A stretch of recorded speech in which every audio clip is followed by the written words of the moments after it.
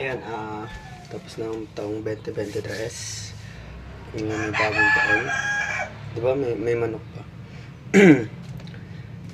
2023. I don't know, 24. Tumaba ako eh.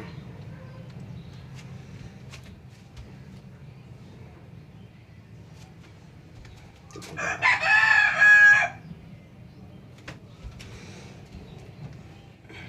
Ito ba yung changes?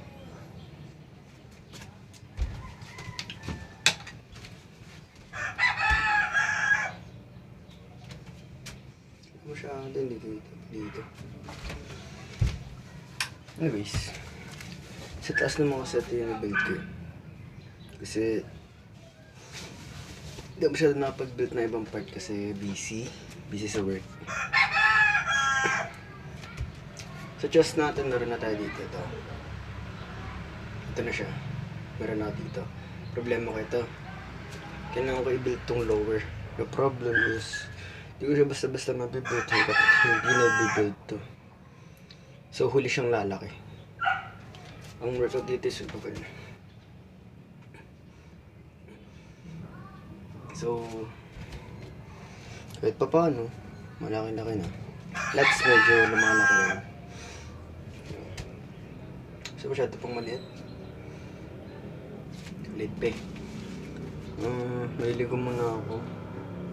Tapos, tatapos yun, nilinis ang kwarto ko. Well, malinis na yung kwarto ko. Hindi lang maayos, lalo na yung mga wire. Sa abs, nagkaka-abs tayo. Hindi lang talaga ganun kalaki pa kasi may taba pa eh. Sa biceps naman, the same pa rin eh. Gusto ko yung lobo lang siya, may kita lang.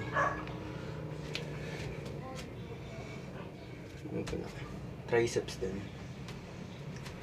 Tapos, mamaya core kami. Core.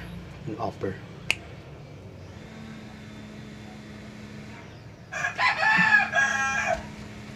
Kala ko kaya mag-PR kahapon. Hindi ako nakapag-PR kasi nag-skip ako ng 30. Ay, 35. 35 tsaka 40. Rumekta ako 45. Kasi goal ko mag-50. Hindi ko kinaya. So, nag-fail ako kahapon. However, bumawi na lang ako sa isa.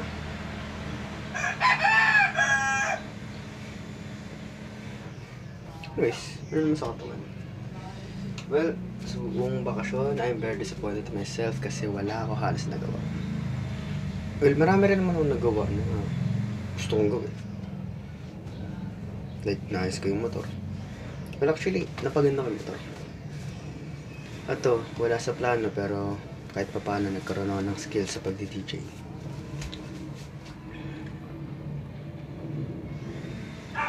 Isa pa, ano rin, yung mga natutunan akong bagay in terms of communication and try ko siya i-apply and nagawa ko siya.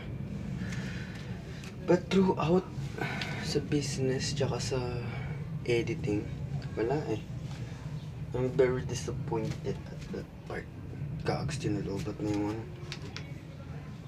lobat na yung power bank. Palabat na siya. Na-charge. Anyways, parang mga tatlong ganito natira. Expect matay. Diba? Pinatayan tayo ng ilaw eh. Well, expected ko ito. Sindahan ko dapat kahapon. So, hindi siya natuloy. Basically. Tatabi ko na lang. Magamit pa siguro susunod. Ganda ng damit na sa kanya. Fitted eh.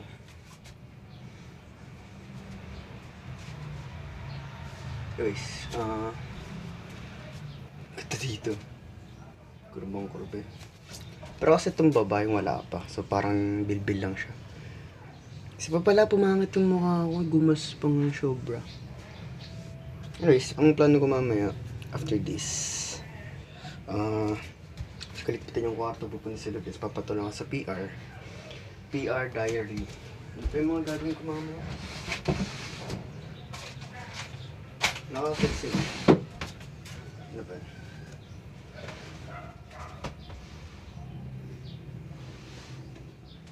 Nawawala yung kopya ko.